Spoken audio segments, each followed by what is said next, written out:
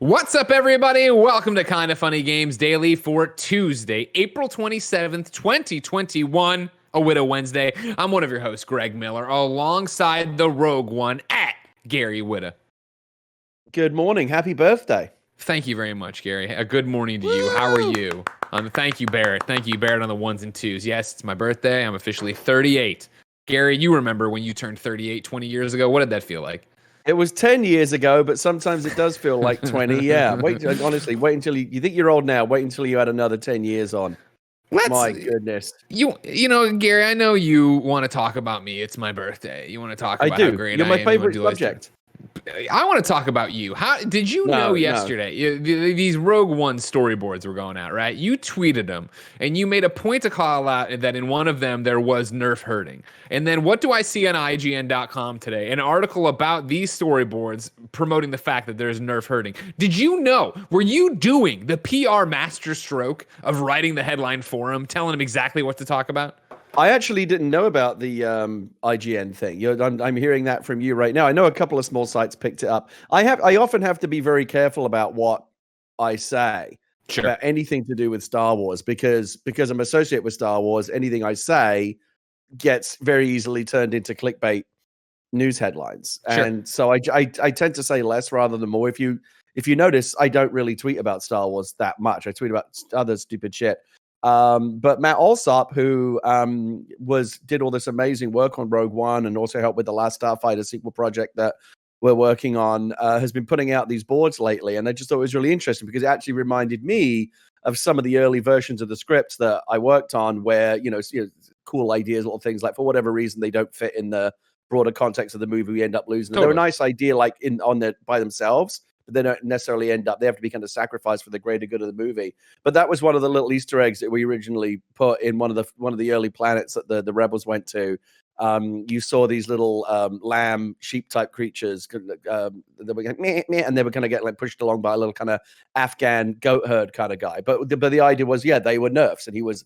They don't look. There's a nerf herder now. You know what a nerf herder looks like, and you know what nerfs look like. And it was kind of fun. But in the end, the planet that they went to, we ended up taking out the indigenous population that lived there, so the nerf herders went along with them. So every now and again, now that we're like 4 or 5 years past the release of the movie, it seems fairly harmless for me to occasionally say, "Oh, there were nerf herders there at one point." But yeah, I always, whenever I say something like that, I'm like, "Oh my god, how many like websites are going to pick this up?" And I like I said, I'm just hearing about IGN from you right now. But yeah, this kind of stuff happens from time to time. Have you ever thought about using it for Kinda Funny's benefit? So like when this episode posts on youtube.com/kindafunnygames later today, you tweet it out and you go, here's the first time I'm going to reveal the ending of what Rogue One's ending was supposed to be.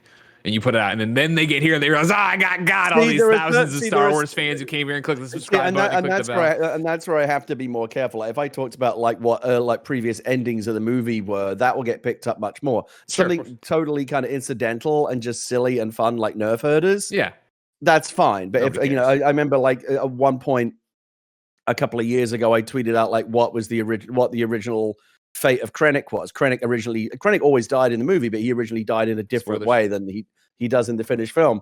And that ended up like getting picked up by everyone. And it's like, every now and again I get a phone call and I'm like, oh yeah, I probably shouldn't have said that. So that's why I actually don't tweet about Star Wars very much. And when I do, it's usually something very harmless. And now that we're like several years past the release of the movie, almost everything is harmless. But I still always have to be really, really careful. I remember when I first started at Lucasfilm, they sat me down and said, listen, you have to treat working here almost as like you're running for president. Like anything you say is gonna get picked apart and amplified and twisted and turned into like, for news headlines. So even years later, even though I don't currently work in the Star Wars, the last thing I did was last year. I'm not currently actively working in the Star Wars universe. Anyway, we all know. I believe you. Totally. Me and all, I have many friends who've also worked in the Star Wars universe, and we all kind of have the same rule, like, if in doubt, just don't say anything, because you never know when you're going to, irritate someone, or it's going to get. I've said harmless things over the years that have gotten turned into like way bigger things. But to watch it go through like the clickbait industrial complex and come out the other end, where I know what I said, and then I also know what was reported at the other end. It's deeply upsetting sometimes. Yeah, it's like, wow, is this how like all internet news is made? I guess so. It's a bit. Yeah. And speaking of internet news, Greg Way, today we're going to talk about Nintendo being incredibly weird, Monster Hunter Rise having an ending finally, and your DualSense working on your iPhone. All this and more because this is Kinda Funny Games Daily. Each and every weekday on a variety of platforms, we run you through the nerdy video game news you need to know about. If you like that, head over to patreon.com/kindafunnygames, where you, of course, can be part of the show with your questions, comments, concerns, everything under the daily video game sun. But over on patreon.com/kindafunnygames, of course, you can get all sorts of benefits, exclusive shows, and more important for this one, you can get every episode of Kinda Funny Games Daily ad-free and with the exclusive post show we do each and every weekday. Gary, breaking news for you about the post show we're doing today. Barrett has to go immediately over because Kevin's got the day off and run the stream. So I get to record locally our post show, which means no adults in the room, Gary. We can do whatever we want. All right. Wow. All right. Start thinking about it. No one's there to say no. No one's there to say no, or that's bad, or that'll get you banned. No. Patreon.com/kindafunnygames. See what happens, or see if what I think works doesn't work and there's no post show. We'll figure it out. However, if you have no bucks to toss our way, it's no big deal. You, of course, can watch us record the show live on twitch.tv/kindafunnygames, just like Decatron 1138 is, Error 40420 is, Gangster is. Of course, if you're watching live on twitch.tv/kindafunnygames, you have a special job. Go to kindafunny.com/you're wrong and tell us what we screw up as we screw it up so we can set the record straight for everybody watching later on youtube.com/kindafunnygames. Please like, subscribe, and share. Roosterteeth.com and listening on podcast services around the globe each and every weekday. Housekeeping for you, everybody. MCU In Review is back. That's right. We did our reacts, of course, to each and every episode of Falcon and the Winter Soldier. But now we have taken the entire series and ranked it among the MCU films. You can go over to youtube.com/kindafunny or wherever you get In Review as a podcast. Like, subscribe, share, leave a review, and find out where we put Falcon and the Winter Soldier, a.k.a. Sam and Bucky Fucky. We're reacting to the PlayStation State of Play Thursday, 2 p.m. Pacific time. You should watch it live with us, twitch.tv/kindafunnygames, or later on youtube.com/kindafunnygames. Thank you to our Patreon producers, Mick, a.k.a. at the Nano Biologist, Tom Bach, Trent Barry, and Blackjack.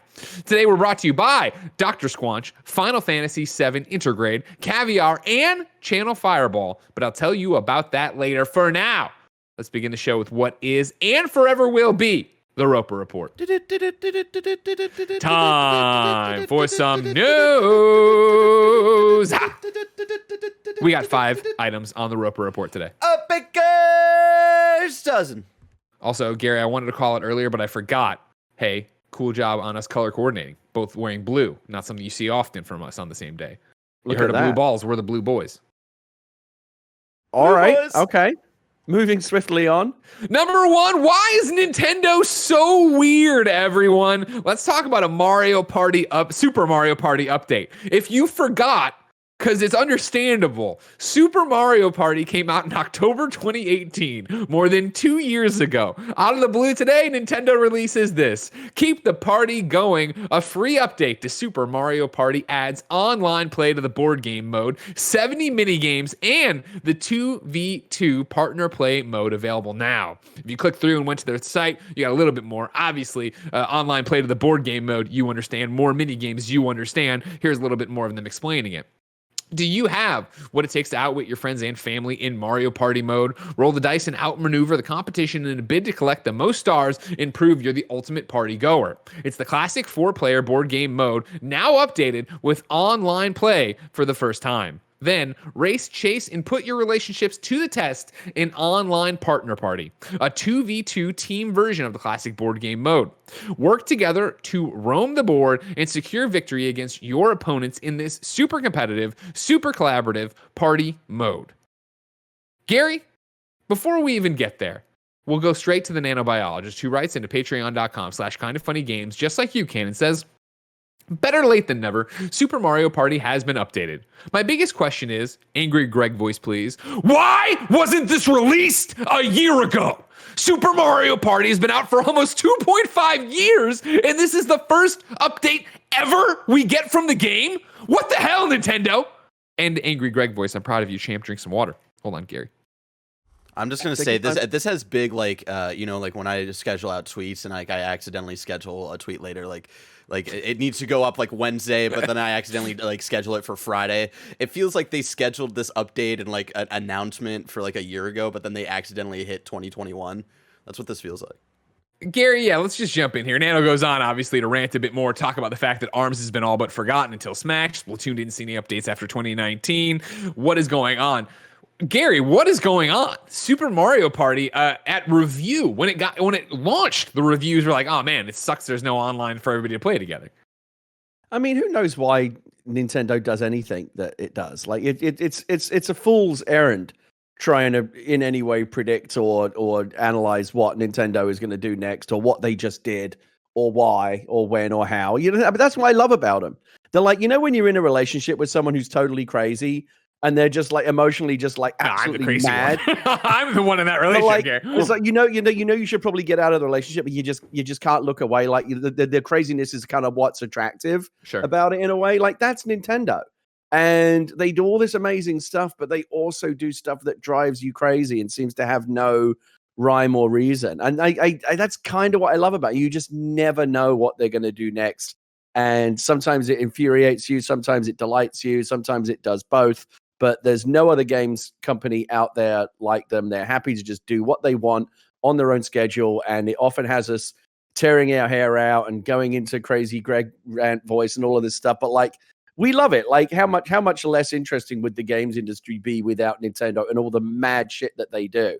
In terms of this specific announcement, yeah, I was actually standing outside my kid's school today in line because my kid went back to in-person learning this week. How do you feel about that? Great.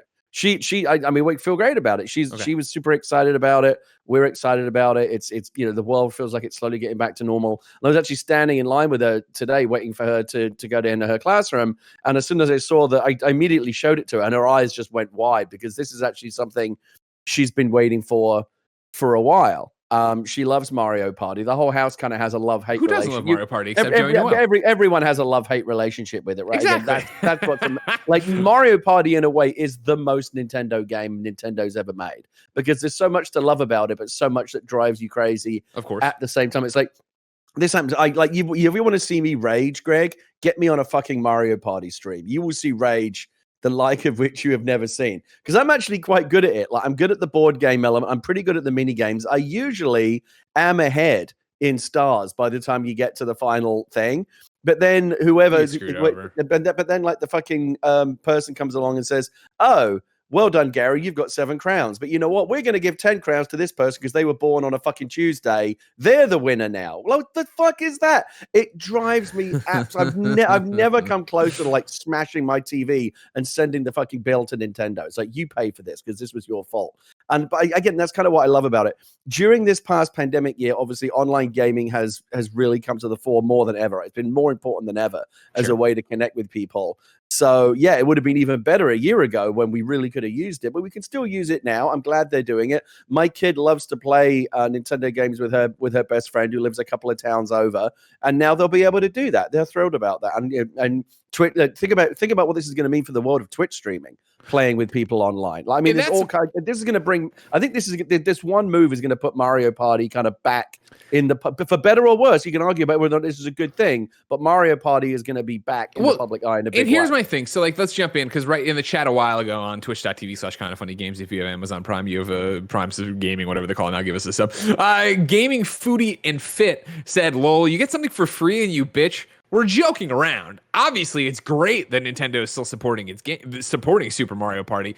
It's more the fact that they didn't support it up until now. It took 2.5 years to get here. As Nano was going through, there's a whole bunch of different things that never happened with there. When you think about how you support a game after launch, Nintendo never does anything the way everybody else does it. Now, does it matter? Of course not. Super Mario Party was incredibly successful. Obviously, it had its moment in the sun where everybody was playing it or trying to play it. It's just that who cares about the Metacritic or people knocking into reviews, yada, yada, yada. You're nailing it, Gary, that guess what? Suddenly, Super Mario Party is viable to be played in our still socially distanced work from home lives. And I would imagine, I've talked to no one about this, but I would imagine a Super Mario Party stream is in the cards for Kind of Funny here on Twitch this week. You've got to get me on it. The great thing about Mario Party is that it is a game that, because of that rage-inducing element, it is as much fun to watch oftentimes as it is to play. I don't know if you've ever watched any of this stuff, but like one of my favorite rabbit holes that I've ever been down is, you ever watch Giant Bomb play Mario Party? Gersman and Riker and those guys, they've been doing this like anymore. You know what I mean? He gets in my way. I love him. Yeah, I'll watch him. If you don't like Jeff, this is the stream for you, because the whole running joke, I think, for the last 10 years has been he's the guy that has the worst luck. Like it's like, if there's a random RNG factor in the game, he is always on the short end of it, and it's just hilarious to watch. And watching him just increasingly get more and more annoyed is just delightful comedy. And so I suspect that this bringing in online play. Obviously, you could always do it remote. You could always do it just with the gang in the office. But again, there is no gang in the office right now. But being able to bring people in now over the online connection, I think you're going to see it. I think you're going to see it blow up on Twitch. I think you're going to see places like Kind of Funny get in on it and bring bring people together in these online games. And it's going to be great fun, and it's to play. And again, it's going to make great content for people like Kind of Funny that want to have those rage-inducing moments. It is a game that is so perfectly engineered to make you rage, and that's one of the great gifts of it. And I think that's the interesting about it. I hit up people here on the other back end here. I would say let's Friday. Can you do Friday? You want to target some Mario Party with us? You want to try to play some Mario Party? Maybe. Let me check. Yeah, look at your open up your date book where you're not working on anything Marvel or Star Wars or DC. Who knows what you're working on? Nobody. You know what I mean? You doing some more? You doing some Skybound stuff? Wait, it's online as of today, right? They just dropped. It's like live. This is their birthday present to me. All right, let me check. But I'm gonna. Okay, yeah, go ahead. But yeah, like in terms of pencil me in for Friday, and I'll confirm later. This is textbook Nintendo, let alone the fact that it's totally weird and out of the blue and like, wait, you're just doing it now, but also speaks to just what they're doing with the Switch, right? We talk about it all the time, the Switch attach rate and the success of Switch software based on you pick it up all the time. If you passed on Super Mario Party, which right now, according to Wikipedia, is the 7th best-selling game on the Switch, with 13.82 million copies sold. Like, maybe this is the kick in the butt to get it so you can play with your other friends. Andy was very quick to point out, I was blurry-eyed when I woke up this morning and looking at the Kind of Funny Games Daily News Slack channel, and Andy was quick to point out, like, imagine if they had done this last year. Imagine if it was the Animal Crossing shelter in place, everybody's there, and then they were like, in April, hey, we're giving you Super Mario Party online so you can all play together. Because we did see, obviously, so many people jump into Switch, so many people, start playing games like Jackbox, Among Us, things to play together. Clearly, this is one of those games. I think you're going to see it, rise up the sales chart. Again, it's one of these games like Mario Kart that is just always bubbling under, just quietly. It's under a lot of people's radar, but it's just there selling, and making a ton of money for Nintendo. This online announcement, I think you're going to see it creep back up the charts. But I think if they really want to double down, they should maybe put it on sale for a couple of weeks and really get people back in. Promote the online angle. Drop it. $10-$20 or whatever. For a limited time and get people in. It is, God, I hate it so much. Like it's gotten to the point where we don't even play it around the house that much anymore, because I would get so angry that both my wife and my kid were like, Dad, you seriously need to stress. You need to chill out, or we're going to stop playing. Like they like my kid talks to me like she's the parent and I'm the kid, because I am raging so much about just the inherent it is so deeply unfair, Greg. I don't remember. No, keep in mind, like played it, but it is so deeply unfair. Like I've never played a game where skill and reward are so utterly disconnected. They're strangers to one another, Greg. And it drives me crazy. Obviously, Mario Party has a long history of Kind of Funny, and it is that we can't play with Joey Noel because we end up ganging up on Joey and being mean to Joey. And that's mainly Nick egging us all on, but Nick always wins. And as you know, Nick's the biggest idiot in the group. So there is no skill to Mario Party. But something interesting to call out. You just said, you'll see it bump on the charts. I like this. Let's get in there real quick. I'm not saying make predictions, but everybody, remember, this is happening on April 27th. So not that much time for MPD next month, but keep your eye on it. Super Mario Party for March 2021 was ranked number 19. That was in March. So then in February, it was 22. So you're seeing 19, 22. It's in the top 20, but about to fall off, or it did fall off in previous months. Let's see if this gives it a kick in the pants to get it ahead. Well, you know what will really get it rising up the sales charts is us playing it on Kind of Funny. And you tweet while we go to play it, hey, everybody, I'm going to tell the details about Star Wars, whatever. You know what I mean? Every time I lose a mini game, I'll drop some deeply sensitive Star Wars information. How about that? There you go. Even though I don't have any, I'll just make something up. Because what I've learned is the websites don't care whether it's made up or not. They'll make up whatever you say. Don't worry about it. Yeah, they'll just publish it. Number 2 on the Roper Report. It's a monster mash, ladies and gentlemen, over at IGN.com. They have some updates about Monster Hunter. We'll start with Joe Screbbles talking Monster Hunter Rise and its story. Joe writes, Monster Hunter Rise will finally finish its story in an update due to be released by the end of May. Announced in today's Monster Hunter digital event, the version 3.0 update will, quote, add an additional story chapter taking place after the ending, end quote. It's not clear exactly what that will entail, but Capcom teased the addition by saying, quote, what will happen to Kamura Village as it faces its biggest rampage, uppercase, yet, end quote. It's an announcement that will please many after complaints about how the base game felt unfinished when a major threat is teased before the game abruptly ends. In our review of Rise, we said that it, quote, ends with an unsatisfying cliffhanger and feels like it's missing the last layer to really test you, end quote. Many were hoping that the 2.0 update out on April 28th, tomorrow, would add content, but it seems we have a little longer to wait. If that wasn't enough, Matt Purslow, also at IGN, filed his own report here. Capcom has revealed several new monsters being added to Monster Hunter Rise as part of the game's first free update available from today. They include powerful Elder Dragons and Apex variants of 2 of the series' most popular beasts. Elder Dragons, everybody strap in. Kushala, Dora, Teostra, and Chameleos form the trio of highly powerful foes coming as part of the update. They are joined by Apex Diablos and Apex Rathalos. Additionally, Apex monsters already available in Rise can now be hunted outside of Rampage quests. Magnamalo has also been added to the Rampage quest. I got there, and I played a lot. I know Magnamalo. Rampage quest rotation. The update also allows players to forge layered armor, and the max hunter rank will be unlocked when players fulfill all the required conditions. New event quests will also be released following the launch of the update, and these can be played offline once they have been downloaded. Finally, new premium cosmetic DLC is available for purchase, containing new voice options, sticker sets, gestures, layered armor for buddies, and, quote, more. Gary, you didn't touch Monster Hunter Rise, did you? No, I played some Monster Hunter World, and I wanted to get into it, but it didn't stick. So I didn't look at Monster Hunter Rise. Seems like good news for people that are really into it, though. Yeah. Oh, yeah, 100%. I think that's, what people want out of Monster Hunter Rise. Again, I loved Monster Hunter World and reviewed a bunch back on PSP. Monster Hunter Rise is installed on my Switch, but I just have not had the time to jump into it with the move and a million different games going on. And, of course, just the chaos of review embargoes that are upon us already. But yeah, I think this is up there for it. And so I'll step back with me, Gary. Here's what I want to know from you as a writer and a man who has written and worked on many video games. What is the common reason for a game to ship without its ending? We've talked about it so much with Kojima in Metal Gear Solid 5, right? And the fact that there was a whole chapter missing there that they clearly was going to get into the Les Enfants Terribles and yada, yada, yada. But even here, right, this abrupt ending that is then coming out with a 3.0 patch. Is it just deadlines? Have you ever worked on a game that's seen that? Do you see it a lot when you talk to other writers?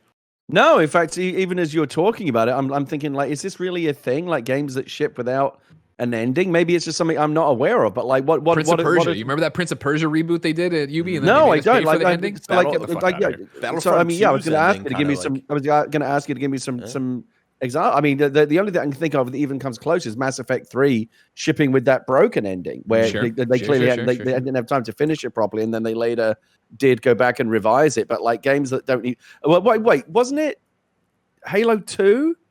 Didn't Halo 2 end in a really weird way that felt like it just stopped rather than ended? That was the last one I can think of. Yeah, Halo 2 had a kind of abrupt ending.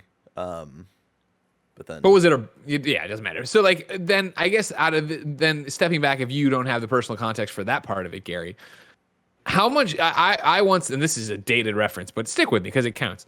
Greg Rucka, comic book writer is what I know Greg Rucka as, but he's written books obviously and a million other things. And way back in the day when I was covering PSP at IGN, I interviewed him because he did Siphon Filter. This is a You're Wrong. I want to say it was Logan Shadow, but it might have been the other PSP one. Let me know if I'm wrong on that one. Anyways, talked to him about it and did a long interview with him at a Comic-Con about it for like 30 minutes. And one of the things I found fascinating was, I was like, so how do you even get into writing a game or whatever? And he's like, well, I came on and Sony Bend was already working on the game. So they kind of gave me free reign, but they said that I had to have an underwater level because they had set all this underwater tech and yada, yada. They had spent a lot of time making that.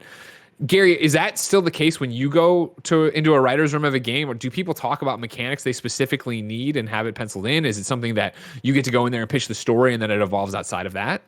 I mean, in a more general sense, yeah. When you're working on a video game in a narrative context, you don't have the luxury, as you do in film and television or really any other storytelling medium, that to just worry about the story. Like the most you have to worry about it when you're working on a film, for example, and this is true even in something like Star Wars, is you have to be aware of how much everything is going to cost, and you have to be aware of how money is spent. Like it doesn't make sense, for example, to have your characters go to a very elaborate, expensive to render and shoot planet for like 2 minutes of screen time and then go somewhere else, right? You generally generally try to find ways to, if you're going to build an elaborate set or have a very elaborate, basically spend a lot of money on a sequence or on anything, like you then want to like get your money's worth out of it and have it, occupy a good chunk of the movie or the show or whatever. So there's always budgetary concerns. And you go to the next level though when you work on video games, because then there are mechanics concerns. I remember on The Walking Dead, when I was working on the first season of that, I would pitch. Well, you asked me. I loved it. I'm not even doing like. I'm giving you a perfect example here, actually, where I would pitch an idea for a story sequence, and Sean Vanneman, who understood the relationship between narrative and game mechanics much better than I did, would say that's a great idea, would work great in a TV show, but there's nothing for the player to do in that sequence. And flies buzzing around here. It's because you're the shit.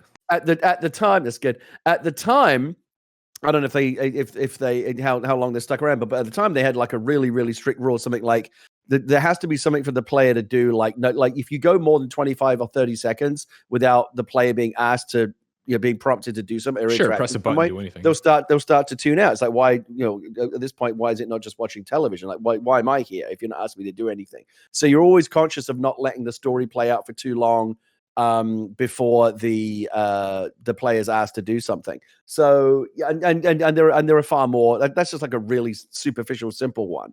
You don't want to let scripted sequences where there's no player interaction dominate the game for too long. There are far more nuanced and complicated and sophisticated relationships between storytelling and gameplay mechanics than that. But that's just like a simple one off the top of my head. In terms of endings, it's an interesting thing about endings, because it's in cinema and in any story, really, the ending is really, really important, right? Like I firmly believe one of the reasons why I think people like Rogue One so much is Rogue One has a really good ending.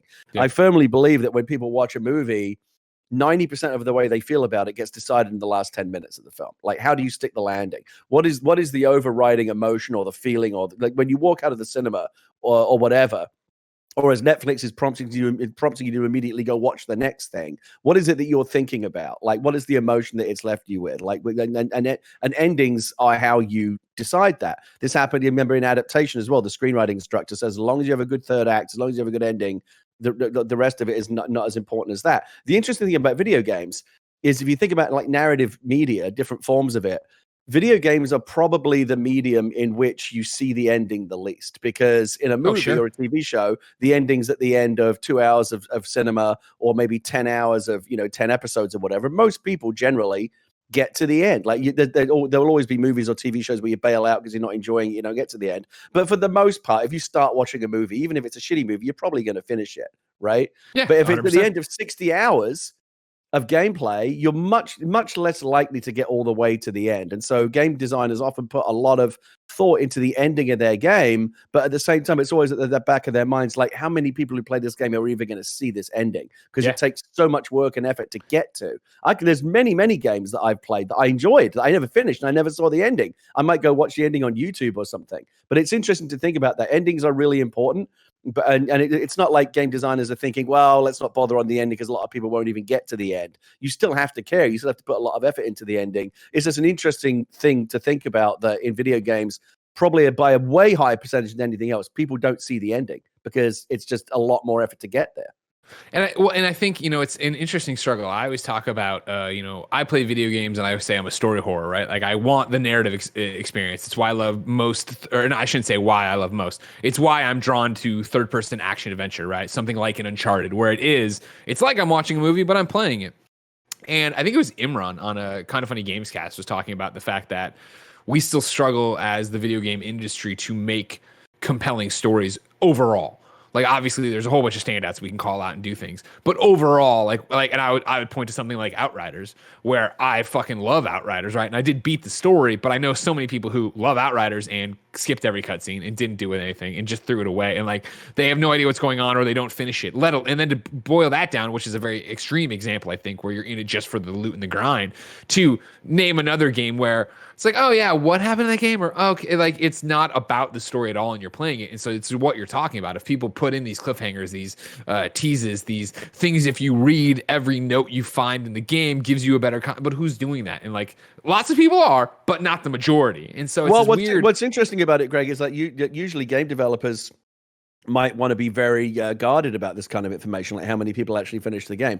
But in the world of achievements and trophies, it's public information, right? When you finish a game and the trophy pops for completing the story campaign, or an achievement pops for completing the story campaign, you can go and see exactly what the percentage of the overall player base was that also got that achievement. So if it says, congratulations, this would be depressing for me as a game developer. If I put a lot of effort into a 60-hour game with a brilliant ending, and I'm looking at the achievement metrics or the trophy metrics, says, how many people got the achievement for finishing the game? 5%. I don't know. That's kind of depressing. It is. No, I mean, you do see that, and that's something that's talked about quite a bit. I think it was kindoffunny.com/you're wrong. What is the recent PlayStation thing? Oh, Miles Morales, right? That people went through and saw Miles Morales' ending, and they showed the completion rate and how it stacked up against Ghost of Tsushima and Last of Us Part 2. And you're talking about like they were being boastful of games that were like barely above 50% of players on trophies got it. And you're like, oh my gosh, like that's crazy to think about these games that I do think of, even Ghost, a story I enjoyed so much that you would sit there and go through, and people are like, I get it totally, because I am that guy I love Assassin's Creed Valhalla. I did not finish Assassin's Creed Valhalla. I do not remember, you know what I mean? Like I played 40 hours of it, 35 hours of it, and had to go to something else and never came back to it. And it's that thing where I'm satiated on that experience. I'm not so drawn through that way. I mean, for someone who is like very story focused and wants to, a lot of the times when I'm playing the games, and this goes all the way back to like games like Wing Commander in like the early 90s, where like the game was kind of only so, but I was really into the story, and I was really just finishing the missions because I wanted to see the next chapter in the story. And I'd get to the ending, and like when you get to the end of a movie or you like finish the last page of a book, there's like a sense of satisfaction just from completing it. Yeah, especially if it's a good ending, that's like doubly so. But like it frustrates as a player. I find it depressing when I put like 80 hours into a game, but like I then kind of peter off and don't finish it. It's like, totally. I never got the satisfaction of feeling like I finished it and seeing how the story. And that's why, I mean, obviously you can go on YouTube and pull the cinematic up to look at or whatever, but that's not the same because it's not your version of it or whatever. It's not, you didn't get there. It's a really, there might be an interesting, GDC talk or something in this whole subject of like how we think about endings as video gamers, as people who consume story content and like to be told stories. We enjoy them in film, we enjoy them in television, in books, theater, literature, whatever. And we enjoy them in video games, but we so rarely, it's probably far more rarely than in any other medium, we don't experience the full story, just because the nature of video games, there's so many more barriers between you and finishing. In a movie, all you got to do is shut the fuck up and sit still for 2 hours. Right, in a video game, you might be looking at 100 hours of intense effort to get an ending, and maybe that's why some people are really critical of game endings. It's like 100 hours of busting my ass, and this is the ending. You know what I mean? It's like you feel like that maybe there's an even higher standards for endings because you had to work so hard to get it in video games. Before we close the thread on this one, Nano Biologist says two things and you're wrong, which are confirmations of sort. He's confirming that, yes, Greg Rucko did write Logan's Shadow. I was right on that when I said that. And then Halo 2 wasn't missing an ending. It was decided to end on an abrupt cliffhanger and ending because of extreme crunch when it missed the previous year's holiday season, which I thought, is one thing. Now, here's the next thing I want to ask you, Gary. Are you ready for a heist? We have a real Indiana Jones moment in front of us here, right? Okay. As you know, new setup, I moved, everything's going on here. And as you also know, happy wife, happy life. So now that Jen and I are separated, we're not sharing a wall. I can be as loud as I want, and she gets to watch the show and actually enjoy the shows again. However, I've been getting messages over here that my fat body is blocking sleeping Portillo. He is here in his bed, passed out behind me. So what I'm going to do is come over there with a real Indiana Jones thing, rubbing my chin, and try to drag him to anchor right over here. But if I wake him up, he's going to be an asshole the rest of the show and maybe piss.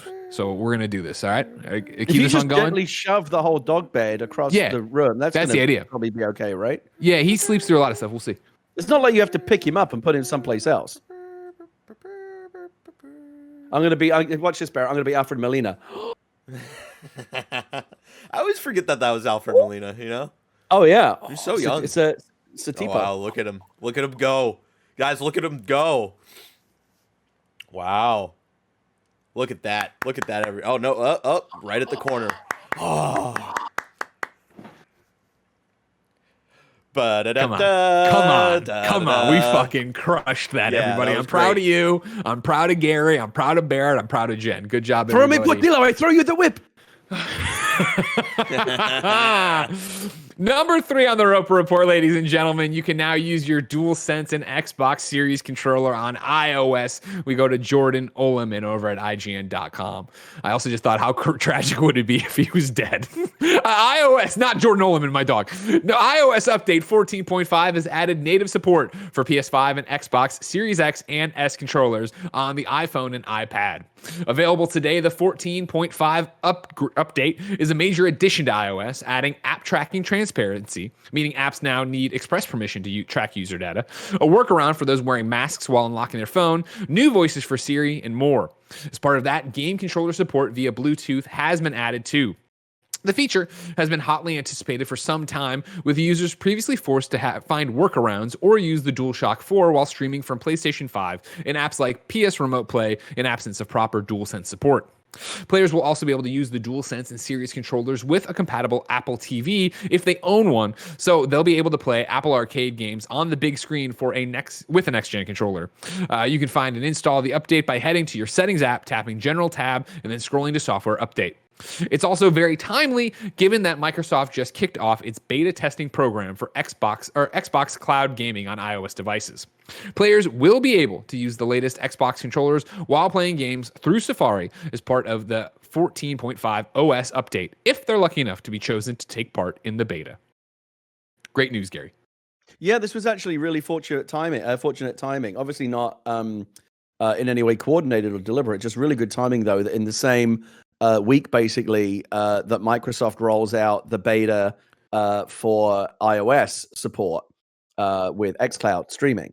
That Apple also rolls out this new update that allows Series X, Series S DualSense controllers to work across all their devices. Apple just rolled all of this out. If you've got an Apple TV or an iPhone or a Mac or whatever, they all got updated, and they all now support the Xbox Series and PlayStation 5 DualSense controllers. This actually, and again, the timing's perfect. This actually happened this week. Paris and I had the same problem. We both got into the beta for iCloud streaming. I put Banjo-Kazooie on my iPhone because obviously that's the first game you immediately have to test. And as it turns out, I reached for a spare controller, like something that wasn't already in use, and the first thing I had was a spare Series X controller. Sure. So I paired it, and this is the frustrating part. Again, obviously, this is going away as of today with the new update, but it's really frustrating the way it did work, because it's not like it would say, "Oh, this controller's no good, try another one." It would actually let you connect via Bluetooth, so you think it's going to work, but then it doesn't do anything. It connects, but it doesn't actually interact. So it's like, what's going on here? And then when I tried an Xbox One controller, it did work, and so they've now fixed that all of these things are going to work. So you can use your Xbox Series controller, your DualSense on your Mac, your Apple TV, and on your iOS devices, which is very nice, very convenient. Again, and just really, really fortunate timing between the beta rolling out and Apple. Like Apple and Microsoft are not, if anything, they're deliberately not trying to help each other. But this was just a really fortuitous piece of timing. It will be interesting on the PlayStation 5 side to see to what extent, if any, the iOS stuff supports any of the DualSense, adaptive. Oh, no way! I can't imagine that. No. They just treat it like a plain old controller. Yeah, that's how they've been doing everything so far. Correct me if I'm wrong, kindafunny.com/you're wrong. Because I stream a lot of stuff for testing with Xbox and the clips and all that jazz.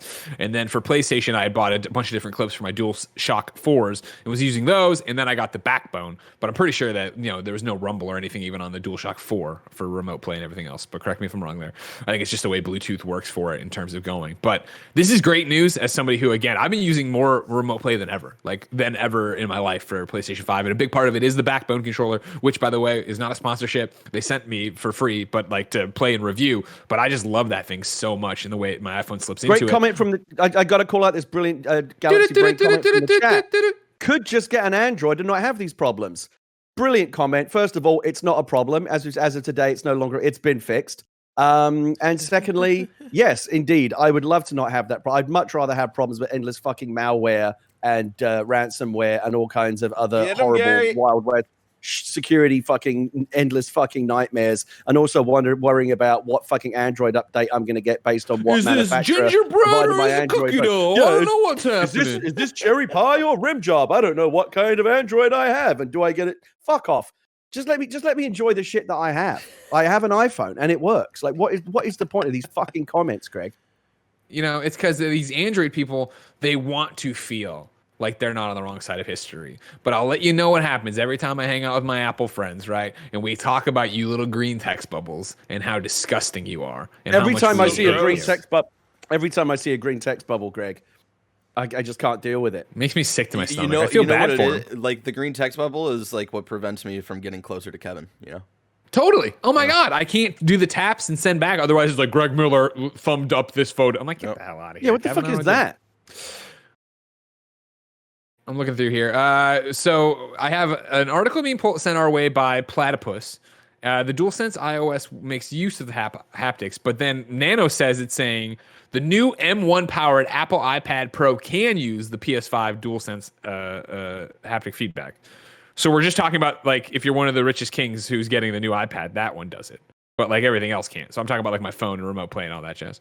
iPad OS 14.5, smart execution.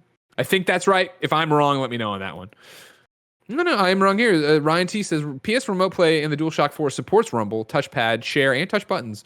There was a while where it didn't. That must have been when I was fucking around with it. But I've been using a lot of Remote Play. So as everything gets updated, I'm sure, that'll roll out to everything. But we'll see what's at for right now. But who matters? You know what I mean? Does it matter right now? No, it doesn't. Ladies and gentlemen, let's wash the bad taste out of our mouth. That is talking about Android devices. And let me tell you, this episode is brought to you, of course, by patreon.com/kindoffunnygames. You can go to patreon.com/kindoffunnygames to, of course, be part of the show, to get your questions read on the show, to get the exclusive content, to get the exclusive post show we do each and every day after Kind of Funny Games Daily, and that I'm running today without any adults. But you can also, more importantly, go there to get the show ad-free. And speaking of ads, Greg Way, let's hit them. First up is Dr. Squatch. Okay, real talk here. The soap or your body wash that you're using, it's shit. And I'm as excited to curse right now as Blessing was yesterday.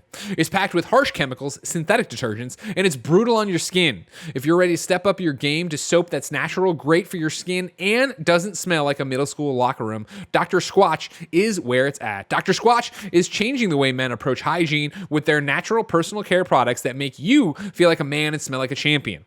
All of Dr. Squatch's soaps are made in the USA using the finest ingredients nature has to offer. That means natural cleansers and nourishing ingredients that are actually good for your skin. Dr. Squatch's soaps come in a huge range of natural manly scents that are going to transform your shower. Whether it's their best-selling pine tar or scents like bay rum or cedar citrus, you're never going to have to have a boring shower again. Blessing's first shower experience can only be described as heavenly. The grapefruit IPA scent is to die for.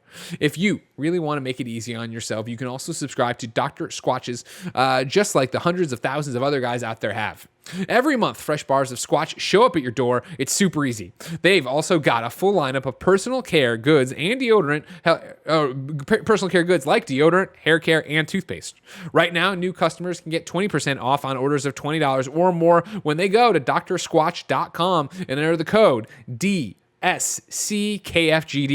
That's drsquatch.com, code DSCKFGD for 20% off on orders of $20 or more. Final Fantasy VII Intergrade is the next one. Grab your weapons and join the resistance because Final Fantasy VII Remake Intergrade for PlayStation 5 is here June 10th. The shadowy Shinra Corporation is draining the planet's very life force, all for their own gain. The mercenary Cloud Strife teams with Tifa, Barret, and Aerith to take Shinra down. Whether they succeed depends on you.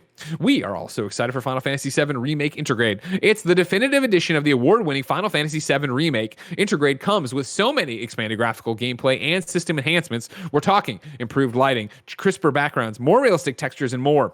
Intergrade brings the game visuals to a whole new level. Plus, you can switch between graphics mode and performance mode depending on whether you want 4K or super smooth action with 60 frames per second.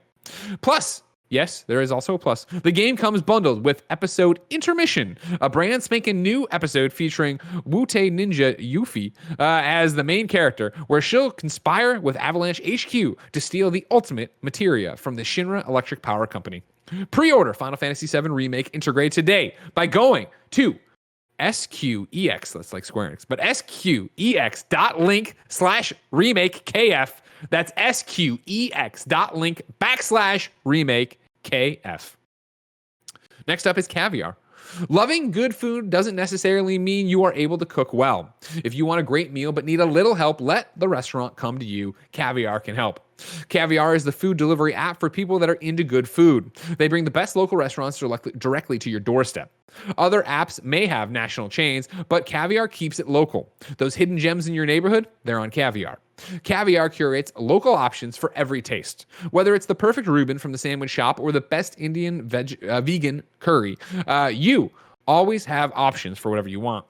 Not sure what you want to eat? Let Caviar's staff picks recommend the best spots in your neighborhood to find your new favorite. And just for our listeners, Caviar is offering $10 off an order of $20 or more. All you have to do is put in your offer code of Kinda Funny, all one word, at checkout. Remember, that's $10 off a purchase of $20 or more with the offer code Kinda Funny. Download the Caviar app and use the offer code Kinda Funny. And finally, Channel Fireball Box Breaks. Channel Fireball is a very big name in the collectible and trading cards industry. Our new initiative, CFB Box Breaks, involves live stream pack and box opening. People will purchase a group in break. People will purchase a group in a break. They'll use basketball as an example, or I'll use basketball as an example. Let's say you buy all in. Tim gets the Cavalier cards, Greg gets all the Miami Heat cards, etc. Then the break happens live on Twitch, YouTube, and Facebook. We stream breaks starting at 1 p.m. Tuesday through Thursday, 3 p.m. Friday and Saturday. There are also personal breaks. Let's say Blessing buys an entire box of Pokemon cards, and we open it live on stream before shipping him the contents. Each stream also builds in a premium break. These are usually spicier or more expensive breaks with big hits in them. For example, this Saturday, we are breaking a box of revised Magic the Gathering. Each booster pack is $500, and the cards are worth over $1,000 you can open in there.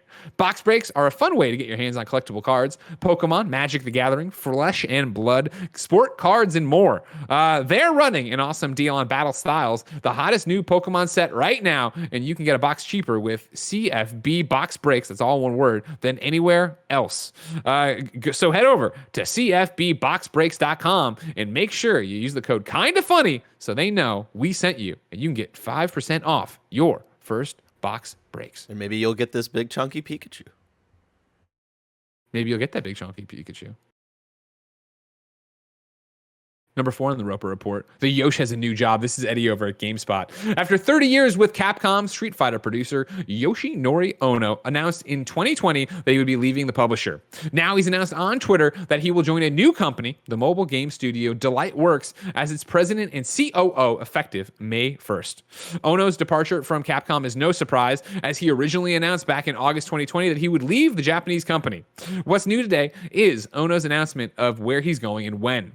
It's also notable because Ono has been the face of Street Fighter for a long time now. On May 1st, I will be moving from Capcom to another company. I'm going to be working at a studio that is a little different from the one I'm used to. I'm also going to be looking for a development from a different perspective than in the past, he said on Twitter. In another tweet, Ono said there, quote, maybe some distance between himself and the fighting game community for a while, but he's eager to get involved again when he can. Quote, I'm looking forward to spending time with you when I get the chance. I appreciate your continued support. Of course, the YOSH, old Up at Noon bit. So congratulations. We knew Yoshinori Ono was leaving, but now we know where he's going. Delight Works, a mobile game studio. Congratulations to him, Gary. Big money in them mobile games, Greg. There sure are, and I'm sure he deserves it. So go get it, take some time off, or not time off, I guess, but slower times and not have to worry about the fighting game community all the time.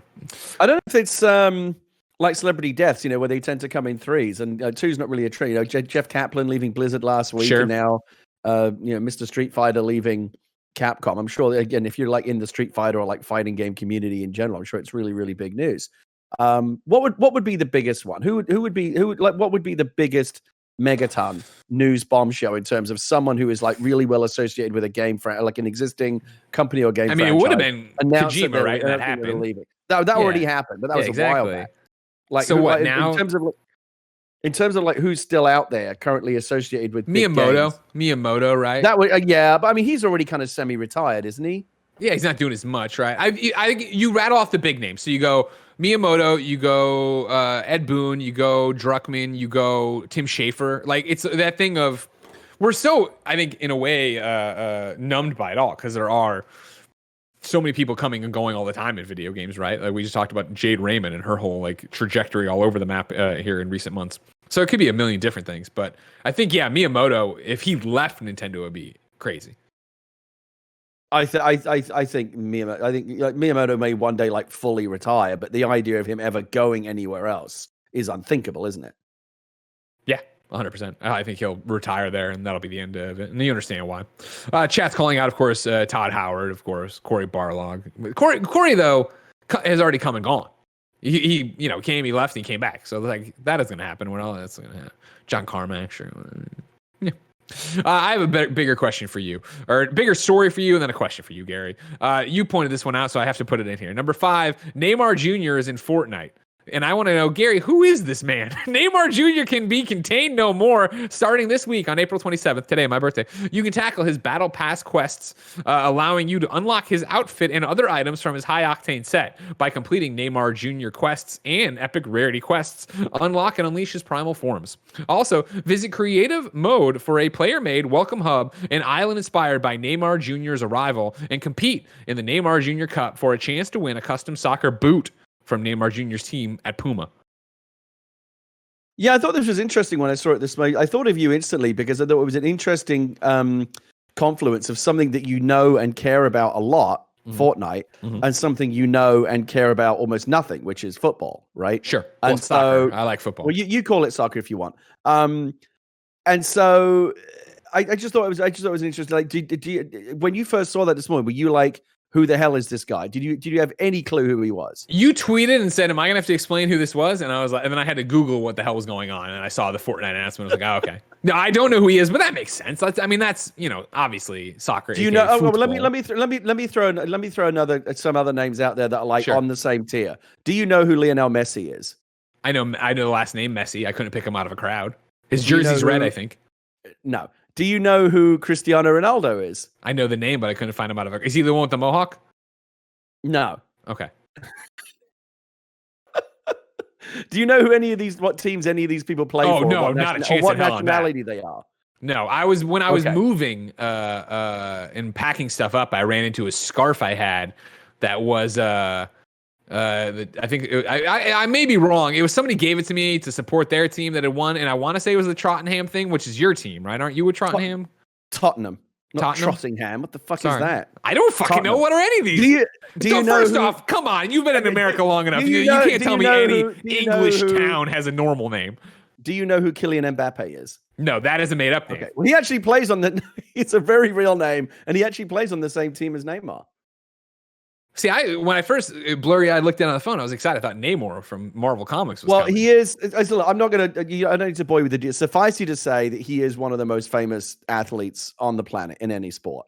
And in terms of again, it's interesting because if all the people they've added recently, Batman and all this kind of shit, Mandalorian, what have you, they obviously all have big pop culture followings. I would argue that this one, in terms of his appeal to like young people and the kind of people around the world that are playing Fortnite, Neymar is probably the biggest name they've ever added to this game. And so it's interesting that because it's two very, very different worlds, the worlds of like video games and sports, which generally the Venn diagram for that is kind of sometimes hard to figure out. Like for you, for example, those two Venn diagrams don't really overlap at all, especially not in terms of like world sports like football or soccer, as you would say.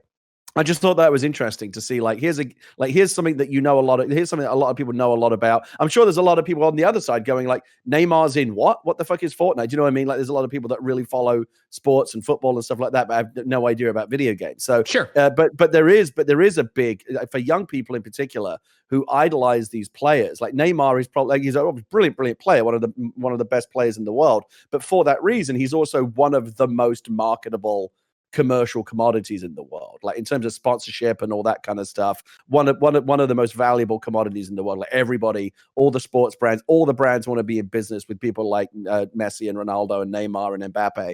And so for him to come to Fortnite from a commercial standpoint is actually, in terms of the kind of people they're trying to hit, young people that are interested in video games and or sport, football, it's actually really, really huge. And I imagine they paid him a huge amount of money. But I just thought it was interesting that in the middle of that are people like you, and to a lesser extent me. Like again, I know more about Neymar than I do about Fortnite. You know a lot more about Fortnite than you do about Neymar. So we're kind of caught in the middle. But there is a massive market where those two Venn diagrams do intersect, which is mainly young people that idolize players like Neymar, sure, young people who spend most time in Fortnite. This is actually a really big get for them. So, well played, Fortnite. Greg Miller from kindoffunny.com, you had a question. Thank you very much. Yeah, there's a young lad here in the chat, Blessing Jr. Oh, I'm close to blocking him in the chat. He's getting a little. He came in here to start some shit, and then he was a coward and he left. He came into the Discord call to start some shit, and then he left. So I'll ask you this, Gary. Clear your mind, clear your mechanism. Who is more famous, E.T. or Neymar Jr.? Today, Neymar. No, I didn't say today. I said who's more famous. If you family feud style. You asked. Hold on. My comment was about Lionel Messi. You didn't know Lionel Messi? I said I know him. I said I knew the name. I can't drag you out of calls anymore. God damn it. I'm just saying more people know about Messi than they do the main character in what movie? E.T. I'm putting up the poll right now. No. We'll make it scientific. I'm not talking about the alien. I'm talking about who is it? Elliot? I don't know what the fuck his name is. Yeah, Elliot from E.T. But you said in their thing here, E.T. Don't try to change the facts. Yeah, don't try to change the facts now. I don't understand why we're comparing things from completely different eras, though. Like, what's the point of that? Like, E.T.'s... when he didn't know E.T., we all flipped out on him. Oh, not E.T. I didn't know the main character from E.T., the kid. Okay. But like Lionel Messi, everybody knows Lionel Messi. I don't. You're making. First off, is it Lionel or Lionel? Because Lionel's a better name because it's from Smallville. If you were to show two photographs to 100 people or 1,000 people that are like aged, I don't know, 14 to 24 or whatever the Fortnite demographic is, and hold up a picture of Elliot from ET and Neymar Jr. and ask them to identify, Neymar's going to wipe Elliot. But again, that's not. That's 1,000%. That's not it. It's show them a picture of Lionel Messi or ET. Which one are they going to be able to name? I'm not talking about ET. ET the alien. Anybody can name ET the alien. I'm talking about Elliot. You were the one, Blessing. Oh, wait, hold on. Wait. ET is also the name of the movie. It's the name of the movie. Young people, like let's say anyone from like the age of like 12 to 26, like a big chunk of whatever that kind of Gen Z, early young millennial demographic is. The actual alien ET and Lionel Messi's still going to win that. Yes, 100%. People from all around the world, not just America, 100%. 100%. I would bet my life. All around the world, I think it'll be close. I think Gary does have a point. Like, America doesn't give a fuck, but outside America, people really love soccer. In America, ET. Globally, Messi. I'm with Gary on this one. I can't wait to see who's more famous, E.T. or Elliot or Lionel or what's it? Not Lionel. It looks like Lionel, right? Lionel. Lionel? Okay. It's spelled like you're going to say Lionel, but it's Lionel. Right? He's Argentinian. Okay, cool. Just making sure that I'm not, because I'm bad at pronunciations, and we've already learned this episode. Gary, I'm excited to see who wins the poll that's going on twitch.tv/kindoffunnygames right now of who's more famous, Lionel Messi or E.T. And right now, it's very close. But until we get the results, they're so far away. Where would I go? Where would I go? The official list of upcoming software on each and every platform, as listed by the Kind of Funny Games Daily show hosts each and every weekday. Fuck you, Blessy. I just want to point out, this is a predominantly American audience that is watching this show right now, and it's 50-50 Messi and ET. Sure. So globally, and Messi is running rings. We have a lot of UK people watching live right now. We know that. We're popular, after hours content here or whatever. Out today, we have there's so much going on today. Sorry, out today. Beginning today, you can take place in the annals of history and hilarity. Download the demo for Miitopia game in Nintendo eShop on the Nintendo Switch to get a taste of the humorous adventure that awaits. Meanwhile, the frontier is flooded with rewards and bonuses in Red Dead Online. There's a variety of Moonshiner activities this week with doubled Red Dead Online bucks and character XP in the Moonshiner story and bootlegger missions, plus boosted Moonshine sales, free fast travel, and Moonshine Shack relocations and more, making it the perfect time to become a bootlegger. There's a new system software update for PlayStation 5. This system software update improves system performance. Then in terms of games, Ladders by Paugi is on PS5 and PS4. Death and Request is on Switch. And then Locked and Loaded, the newest free update for Fallout 76, is now live for all players. The update kicks off Season 4 with a brand new Armor Ace-themed scoreboard and introduces highly anticipated community features, including special loadouts and camp slots, as well as expanding daily ops and additional quality of life improvements. New dates for you. Guild Wars 2 End of Dragons reveal is scheduled for July 27th, and it looks like, fingers crossed, Retro Mania is finally coming to PlayStation 4 on Friday. They had some trouble getting it through CERT, and it looks good for now, but they're still not 100% on it, but keep your eyes peeled. I'm excited. By the way, Messi is now shitting all over ET. It's true. So you're right. When it's Messi's right, it's the right. GOAT, man. Yeah. Well, I mean, come on. What about Beckham? Bend it like Beckham, I mean, he's also super famous, but he's no longer, Spice. A player. So he's not. I would put him in that same category in terms of global recognition as like a brand, as a commercial brand, as just like a recognizable thing, like a can of Coke or whatever. Yeah. Yeah, sure, absolutely. He would be very, very recognizable as well. But again, if David Beckham walked down the street, I'd be like, oh, that's David Beckham. Yeah. But Mark Messi, I would say, here's a quarter for a cup of coffee. The whole generation of like the kids that are playing Fortnite, he's already like yesterday's news. He's like that's the last generation. Sure. And it's largely irrelevant. Remember that one E3 where they brought Pele to stage? I digress. Deals of the day. Xbox games with gold for May have been revealed. You're getting Armello May 1st to 31st. Dungeons 3 May 16th through June 15th. Lego Batman May 1st to the 15th. And Tropico 4 May 16th through the 31st. Gary, we ask people to go to patreon.com/kindoffunnygames to be part of the show where they give us questions, comments, concerns, and of course, their squad up requests where they want to play games with us and the Kind of Funny best friends. Today, Cambosa needs help on Switch. The Switch number is 6828 8679 9851, or you can go on Discord, Cambosa, CAMBOSA, number sign 0384. Rise is the first Monster Hunter game I've really gotten into. I've been having a blast grinding in the game and hunting monsters to the point of extinction just so I can make a new pair of boots. My only problem? I don't have people to hunt with. With the 2-point update coming soon, I'm hoping Kind of Funny best friends can help change that. I'm pretty much down for whatever, whenever it's grinding for material or new gear, tackling the more challenging hunts, or even just helping people that are starting to work their way through the early game content.